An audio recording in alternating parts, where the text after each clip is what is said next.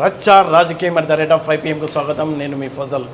ఈరోజు రౌండప్లో దొంగలు నేరాలు చేయడానికి ఒక సొంత కంపెనీ పెట్టుకుని ఎవరు ఎలాంటి దొంగతనం చేయాలి, ఎంత బాగా చేస్తే ఎంత ఎక్కువ జీతం బోనస్లు కూడా ఇస్తున్నాడంట. అలాగే సన్న రకం బియ్యం ధర ఎందుకు పెరిగింది మార్కెట్లో, అంటే ప్రభుత్వ నిర్ణయాల ఫలితమా లేకపోతే మార్కెట్లో అలాంటి పరిస్థితి ఉందా? దీంతోపాటు తెలంగాణలో NGOలన్నీ నిర్వీర్యమైపోతున్నాయి. CSR ఫండ్ వెనుక ఉన్న కథ ఏంటో మనం ఈ బులెటిన్లో చూద్దామా? రచ్చా రాజకీయం ఎట్ 5 PM. తెలంగాణ రాష్ట్ర బడ్జెట్ చూసుకుంటే మనకు 3 లక్షల కోట్లు. అంటే రాష్ట్ర ప్రభుత్వంతో సమానంగా NGOల నెట్వర్క్ ఉంటుంది. వాళ్ళు సంక్షేమ కార్యక్రమాలు చేస్తుంటారు.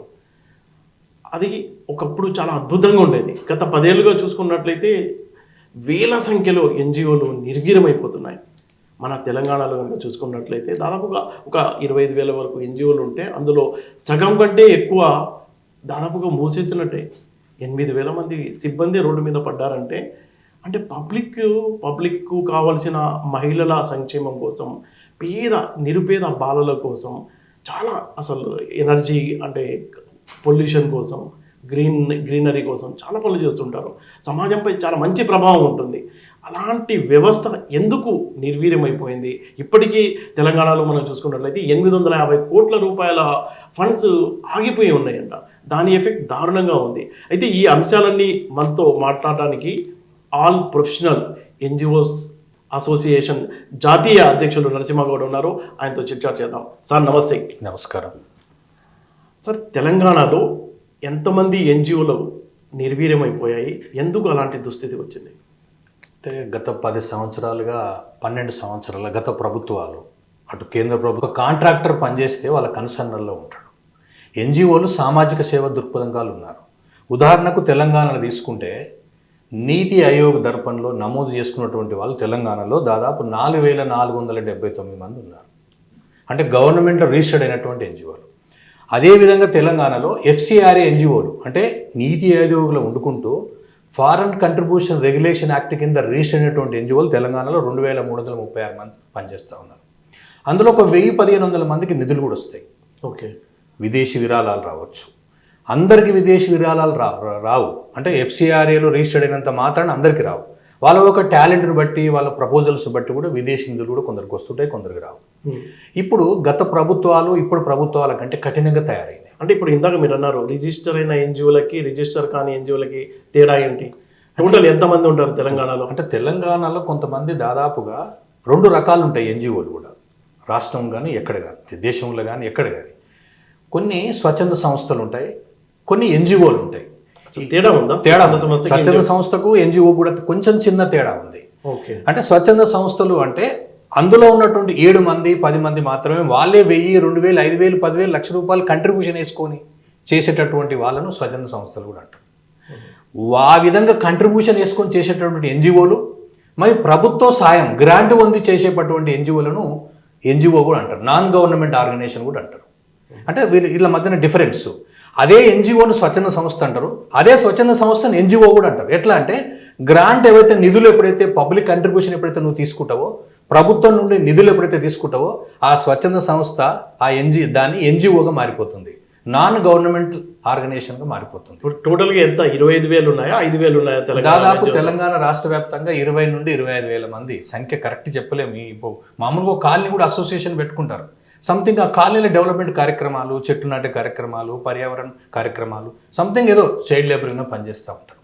అట్లా దర్పణలో రిజిస్టర్డ్ అయిన NGOలు కేవలం మన రాష్ట్రంలో 4,479 మంది యాక్టివ్గా ఉన్న NGOలు కూడా ఉన్నాయి. అంటే వాళ్ళకు భారీ ఎత్తున డబ్బులు వస్తుంటాయి. అంటే కొంతమందికి అప్లై చేసుకోవాలి, అంత ఈజీగా డబ్బు రాదు. అంత ఈజీగా సంస్థలు డబ్బులు వస్తాయండి. వాడు ప్రపోజల్ తయారు చేసుకోవాలి, కమిటీ కూర్చోవాలి, దాని మీద కాన్సన్ట్రేషన్ చేయాలి, ఒక ఆఫీస్ ఎస్టాబ్లిష్ చేయాలి, దానికి ఇన్కమ్ ట్యాక్స్ ఎగ్జామ్షన్ ATG తీసుకోవాలి, దానికి 12A తీసుకోవాలి, CSR సర్టిఫికేట్ తీసుకోవాలి, దర్పణలో ఎంట్రీ చేయాలి. అంటే ఒక ఆర్గనైజేషన్ రూల్స్ రెగ్యులేషన్ స్ట్రిక్ట్ అయిపోయినాయి. ఒక 20 సంవత్సరాల కింద ఇవన్నీ ఏం లేవు. ATG లేదు, 12A లేదు. మామూలుగా రిజిస్టర్డ్ అయ్యి సామాజిక సేవ దృక్పథం ఉన్నటువంటి వాళ్ళు కొంత గవర్నమెంట్ గ్రాంట్ అప్లై చేసుకుంటే గవర్నమెంట్కి వెళ్ళి నిధులు వచ్చేవారు. ఇప్పుడు అంత ఈజీగా నిధులు రావట్లేదు. మనకి ఏ నిధులు వచ్చినా కూడా 50,000 కానీ 5 లక్షలు కానీ 5 కోట్లు కానీ ఏ నిధులు వచ్చినా కూడా ప్రభుత్వానికి సమాచారం ముందే వెళ్ళిపోతుంది. ఇప్పుడు మీరు ఇందాక అన్నారు ఎన్జిఓలని నిర్వీర్యం చేస్తూ కాంట్రాక్టర్లకు పోషిస్తున్నారు, ఇప్పుడు ఎన్జిఓల పాత్ర కాంట్రాక్టర్లు పోషిస్తున్నారు అన్నట్టు చెప్పారు. అదేంటి కొంచెం స్పష్టంగా చెప్పారు. అంటే ఎన్జిఓ అంటే సామాజిక సేవ చేసి తన ఇంటికి తాను వెళ్ళిపోతాడు. కాంట్రాక్టర్ ఏంది, తన స్వప్రయోజనాల కోసం చేస్తూ మిగిలిన డబ్బులు కూడా రాజకీయ నాయకులు తొక్కుతాయి ఉన్నారు కాంట్రాక్టర్లు.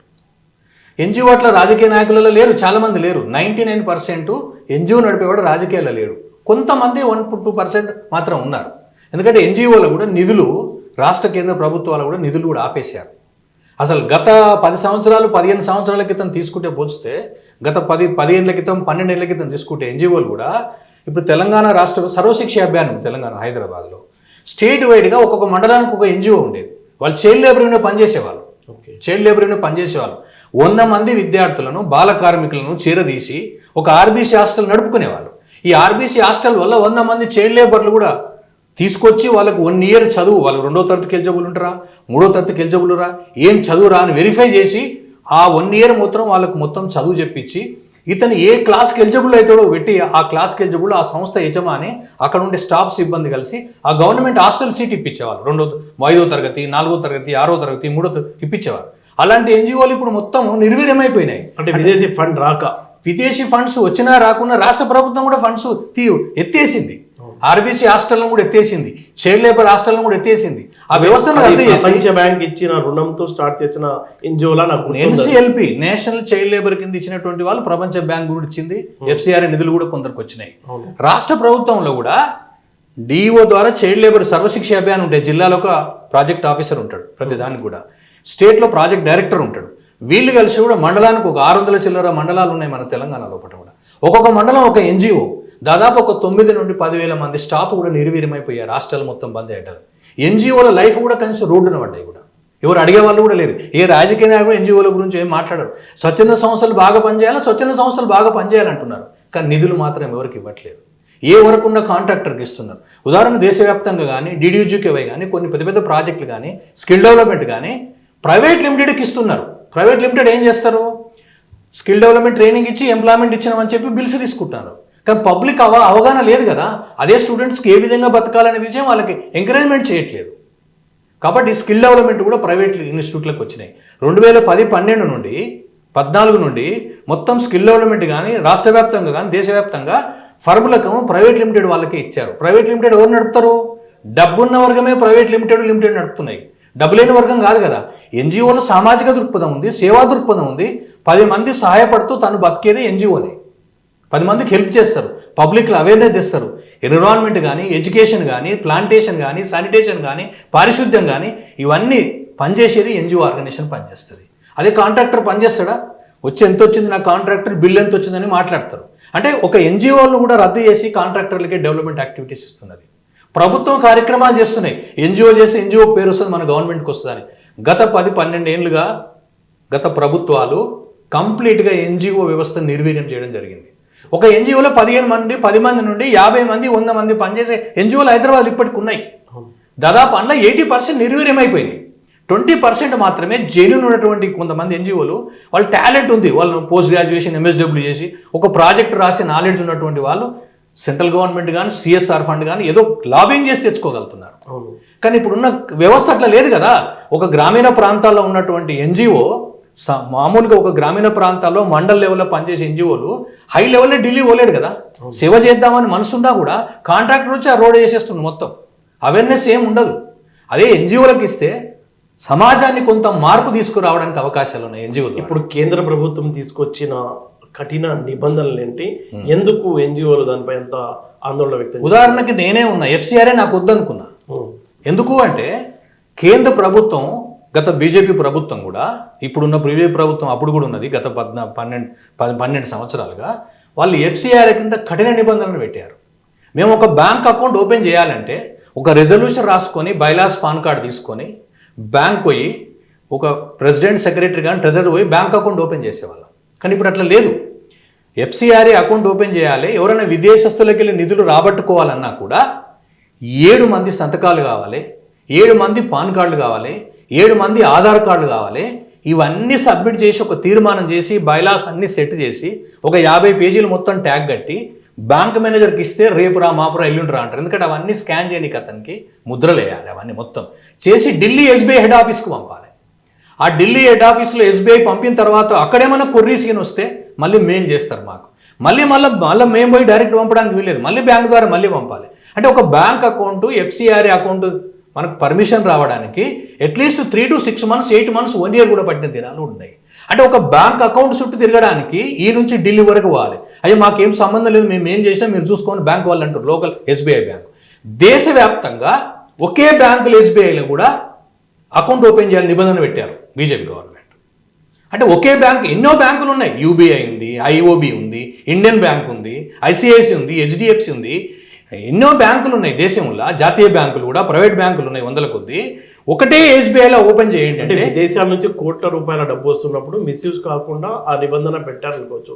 దాంతో మాక్సిమం 3 months డిలే అయింది అనుకోండి, దాంతో ఇబ్బంది ఏముంటుంది అంటే ఇప్పుడు ఎన్జిఓలు పనిచేసే వాళ్ళు సామాజిక దృక్పథం మామూలు సింపుల్ కోటీశ్వర్లు ఉండరు.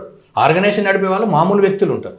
ఇటువంటి రిస్కులు వచ్చినప్పుడు మనం ఎందుకు సేవ చేయాలని చెప్పి నిర్విఘ్నమై పక్కకి వెళ్ళిపోయారు కదా. ఇప్పుడు కోట్ల నిధులు ఎవరికి 50 కోట్లు 100 కోట్లు రావట్లేదు ఎవరికి దేశంలో. గత 12 ఏళ్ళు ఎవరికన్నా ₹1 కోటి 2 కోట్లు 3 కోట్లు 5 కోట్ల రూపాయలు వస్తుండొచ్చు. అంత ఈజీగా డబ్బు ఒకప్పుడు 20 ఏళ్ల క్రితం 30 ఏళ్ల క్రితం నిధులు ఇప్పుడు దేశంలో ఎవరికి లేవు. మీరు ఆన్లైన్ పోర్టల్ చూడండి, ఎఫ్సిఆర్ఏ పోర్టల్ చూడండి. డిస్ట్రిక్ట్ వైజ్గా స్టేట్ వైజ్గా 29 రాష్ట్రాలలో కేంద్ర పాలిత ప్రాంతాలలో కూడా పోర్టల్లో ఎవరికి ఎంత డబ్బు వచ్చింది ఆన్లైన్ ఉంటుంది. అప్పుడు 1 yearకి ఒకసారి రిటర్న్ ఫైల్ చేసేవాళ్ళు. ఇప్పుడు అట్లా లేదు. 3 నెలలకు నీకు డబ్బులు వచ్చినా రాకున్నా, నీకు ప్రాజెక్ట్ వచ్చినా రాకుండా నీళ్ళు రిపోర్ట్ ఇవ్వాలి.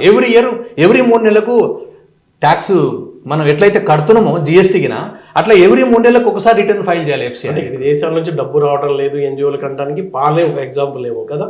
అంతకుముందు పాలకి కోట్ల రూపాయలు. అప్పుడు ఆయన ముఖ్యమంత్రులు ఆయన చుట్టూ లైన్ కట్టేవాళ్ళు ఉదాహరణకు. ఇప్పుడు ఎవరు ఉన్నారా?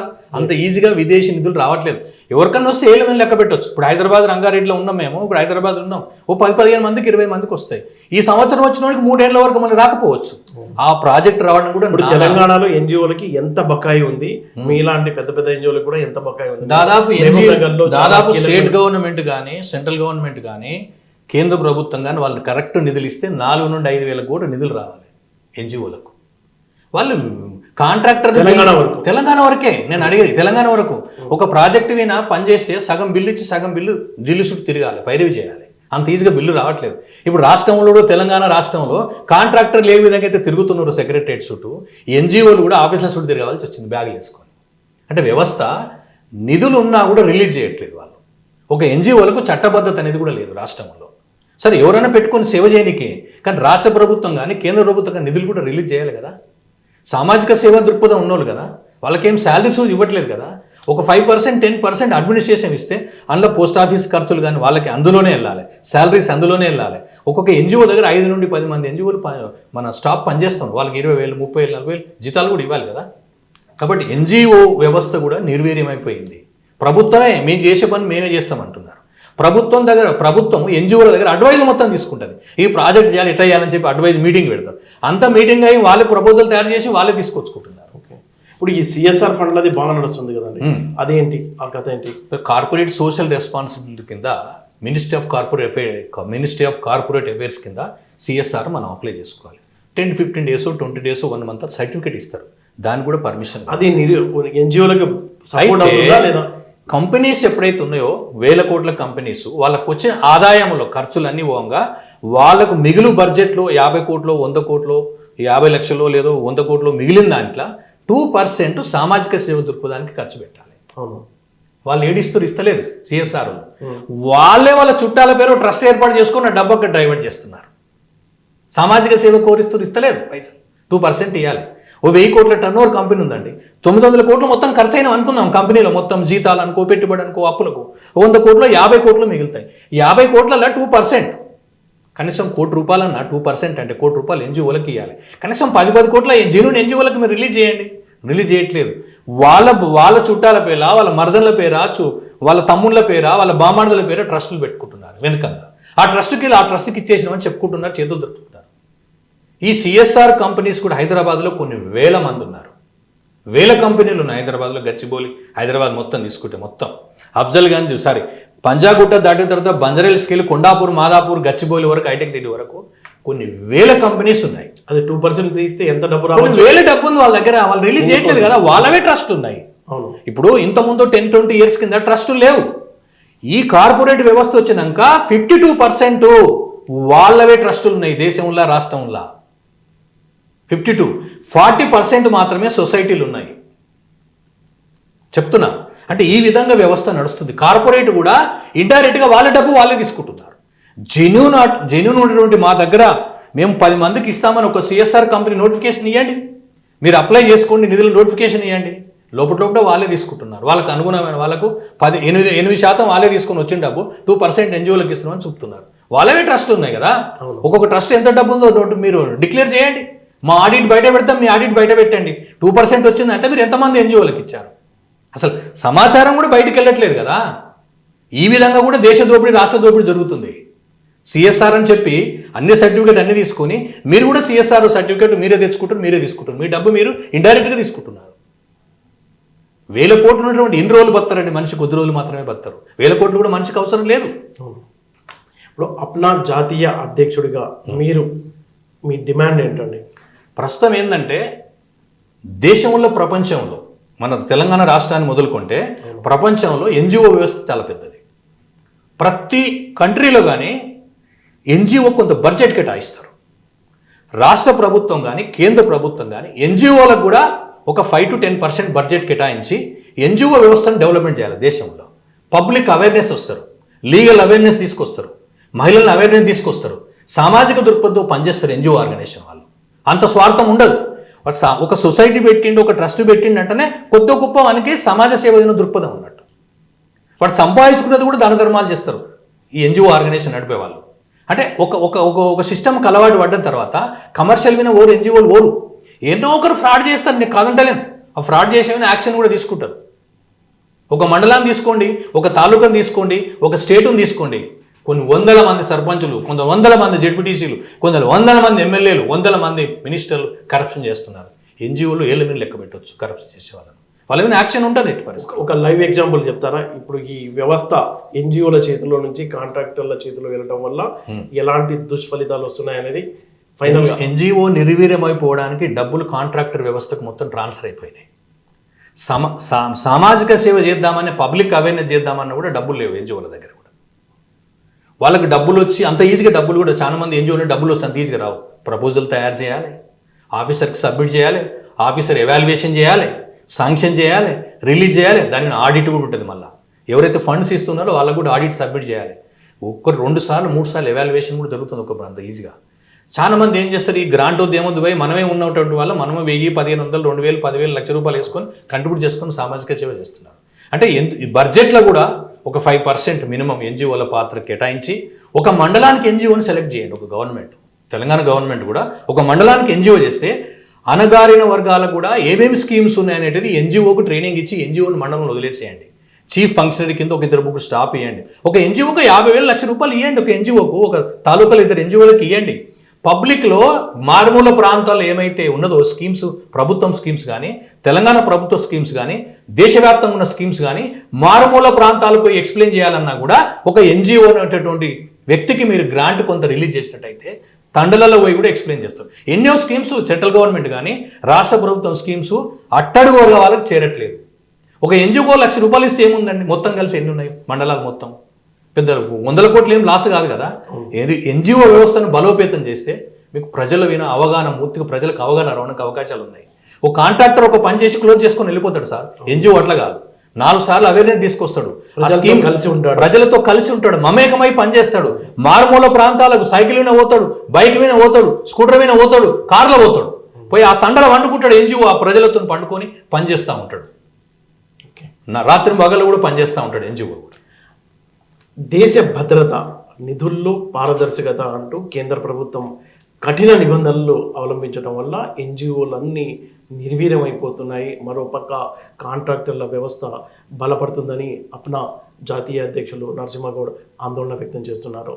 అంటే ఎన్జిఓలకు కనుక సపోర్ట్ చేస్తే వాళ్ళు భాగస్వామ్యం అయిపోయి సమాజంలో కింది స్థాయి నుంచి అణగారిన ప్రజల అభివృద్ధికి దోహదపడతారు. అదే కాంట్రాక్టర్లు అయితే కేవలం లాభాల కోసం పనిచేస్తారు కాబట్టి ప్రభుత్వం ఈ అంశంపై ఆలోచించాలనేది ఆయన విజ్ఞప్తి. గ్యాస్ ధర పెరిగింది, పెట్రోల్ డీజిల్ పెరగడంతో కూరగాయల ధరలు మండిపోతున్నాయి. అయితే ఇప్పుడు సన్న బియ్యం ధర గత 20 రోజులుగా మనం చూసుకున్నట్లయితే 20% రేట్ పెరిగిందండి. దాంతో సామాన్య ప్రజలు అతలాకుతలం అయిపోతున్నారు. అసలు ఎందుకు సన్న బియ్యం ధర పెరిగింది? ప్రభుత్వ నిర్ణయాల ప్రభావమా లేకపోతే మార్కెట్ పరిస్థితుల అనేది మనం ఈ వీడియోలో చూద్దాం. హై బ్రాండెడ్, చాలా బ్రాండ్ ఉన్న సన్న బియ్యం మార్కెట్లో ఉంది. 20 రోజుల క్రితం మనం చూసుకున్నట్లయితే 45 రూపాయల నుంచి 55 రూపాయలు, అంటే 1 కేజీ క్వాలిటీని బట్టి ఉన్న బియ్యం ధర ఇప్పుడు 55 రూపాయల నుంచి 63 రూపాయల వరకు ఉంది. అంటే 25 కేజీల బ్యాగ్ పైన 200 రూపాయలు తేడా కొడుతుంది. అంటే ఒక ఫ్యామిలీ, ఆ ఫ్యామిలీ సైజును బట్టి చూసుకున్నట్లయితే ప్రతి నెల 25 నుంచి 50 కేజీల బ్యాగ్ ఖర్చు అవుతుంది. అంటే ఒక ఫ్యామిలీకి 200 నుంచి 500 రూపాయల అదనపు భారం పడుతుంది అనేది క్లియర్.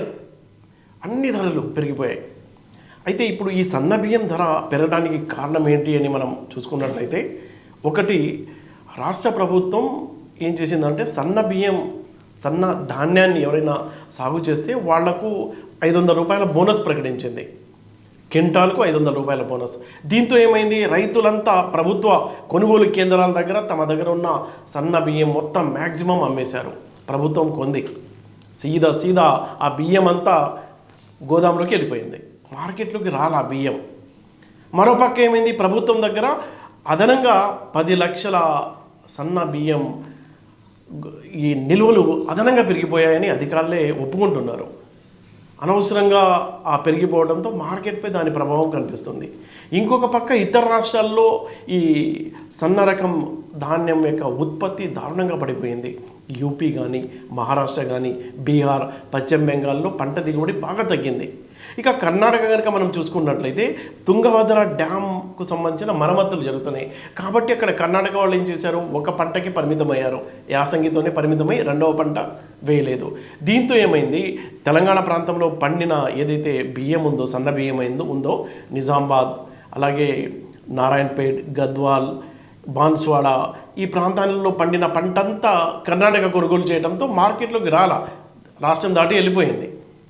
మరోపక్క ఏమైందంటే ఒక కృత్రిమ కొరత. ఎలా అంటే మిల్లర్స్ ఏం చేస్తున్నారు, మిల్లర్ల యాజమాన్యం ఇప్పుడు బాగా ప్రచారంలో ఉంది, ఎల్నినో ప్రభావం ఉంటుంది, భవిష్యత్తులో బాగా ధరలు పెరగవచ్చు అని. అందుకు వాళ్ళు ఏం చేస్తున్నారు, వాళ్ళు కూడా ఈ బియ్యాన్ని స్టాక్ చేసి పడేస్తున్నారు మార్కెట్లోకి వదలకుండా. దీంతో ఆ కొరత ఏర్పడిపోయి అమాంతం రేటు 20 రోజుల్లో 20% పెరిగింది. అంటే ఇప్పుడు దీనికి పరిష్కారం ఏంటి అంటే, ఇది భరించాల్సిందా ప్రజలు? ఉంది, పరిష్కారం ఉంది. ప్రభుత్వం దగ్గర ఏవైతే అదనంగా 10 లక్షల మెట్రిక్ టన్నుల నిల్వలు ఉన్నాయో సన్న బియ్యానికి సంబంధించి, వాటిని వేలం ద్వారా మార్కెట్లోకి వదిలేస్తే రేట్లు తగ్గుతాయి. అది ఎప్పుడు జరుగుతుంది? సామాన్యులు అప్పటి వరకు ఈ ధరాభారాన్ని మోయాల్సిందేనా? మీరేమనుకుంటున్నారో మీ అభిప్రాయాన్ని కామెంట్ రూపంలో తెలియజేయండి. దొంగలు కూడా అప్డేట్ అయ్యారు. దొంగతనం చేయడానికి స్టాఫ్ని పెట్టి వాళ్ళకి జీతాలు, మంచిగా దొంగతనం చేస్తే అదనంగా బోనస్లు ఇవ్వటం అనేది దానికోసం ఒక ప్రత్యేకంగా యాప్ క్రియేట్ చేశారట. ఈ కరీంనగర్లో సంచలనం సృష్టించిన పిఎంజే జ్యువెలరీ కేసులో ఎవరైతే సూత్రధారి గోల్డ్ థీఫ్ సుబోధ్ సింగ్ ఉన్నాడో, పోలీసుల విచారణలో షాకింగ్ విషయాలు చెప్పాడు.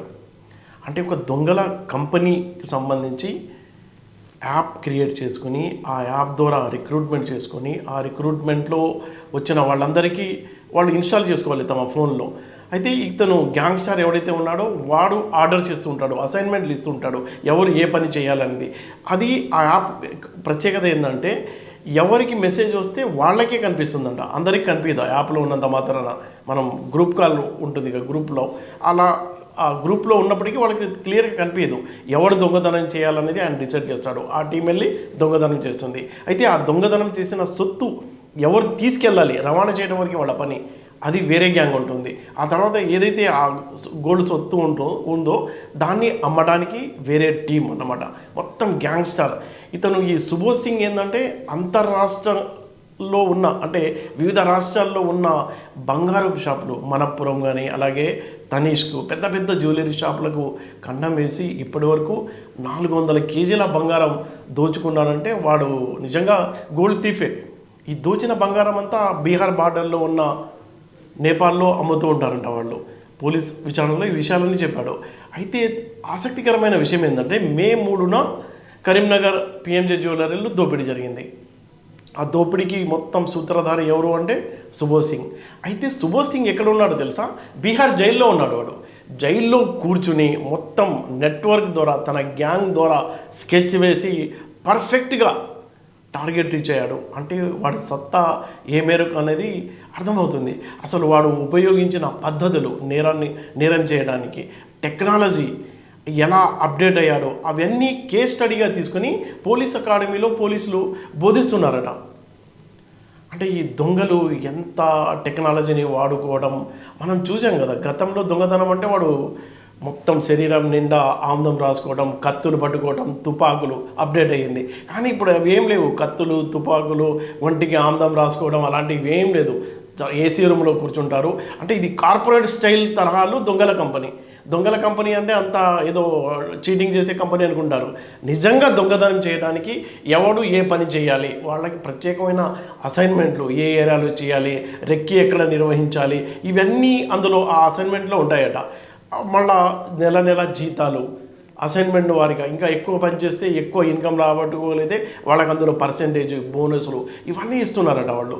అంత దారుణంగా అంటే వాడు చెప్పిన నిజాలు విని పోలీసులే షాక్ అయిపోవడం కాదు, కేస్ స్టడీగా మిగతా ఆ ట్రైనింగ్లో కూడా బోధిస్తున్నారు. అయితే వాడు జైల్లో ఉన్నప్పుడు పక్కన ఉన్న చిన్న నేరాలు చేసిన వాళ్ళని చాలా ఆప్యాయంగా తీసుకోవడం, వాళ్ళని తర్వాత బయటికి వెళ్ళిన తర్వాత తన గ్యాంగ్లో రిక్రూట్ చేసుకోవడం, మళ్ళీ వాళ్ళకి తాను ఏదైతే యాప్ క్రియేట్ చేశాడో ఆ యాప్ వాళ్ళ ఫోన్లో ఇన్స్టాల్ చేసి వాళ్ళు ఎక్కడున్న అసైన్మెంట్ ఇస్తూ ఉంటారనమాట.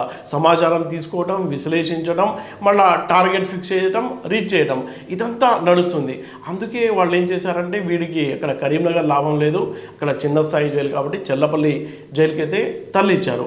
అంటే మనకు మొత్తం అర్థమయ్యేది ఏంటంటే ఒకప్పుడు దొంగతనం ఎలా ఉండేది, ఇప్పుడు ఏ లెవెల్లో దొంగలు అప్డేట్ అయ్యారు అని చెప్పడానికి కరీంనగర్లో జరిగిన పిఎంజే జ్యువెలరీ సంచలన కేసు అద్దం పడుతుందని మనం చెప్పుకోవచ్చు. చూస్తూనే ఉండండి రచ్చ రాజకీయం @5 PM. రేపటి బులెటిన్లో మళ్ళీ కలుద్దాం. రచ్చ రాజకీయం @5 PM.